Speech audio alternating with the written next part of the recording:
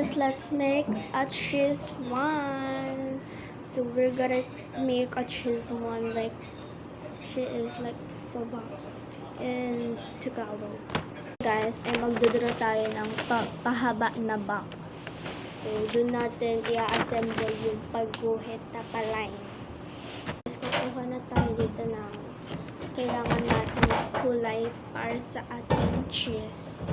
Ito pala kailangan natin yellow and orange. Kulayan na natin ng marker. So, i-ano lang natin siya para maano. So, let's cut na. Cut na natin siya.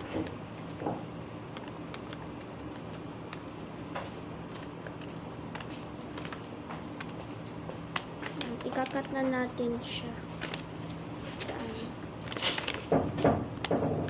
Basta cut ko na siya and iti-tape na natin siya. Let's put some tape na. Yes. And guys, let's put tissue and tissue siya. And guys, ito na yung final look niya. So squishy.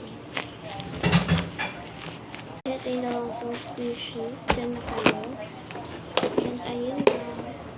Bye guys!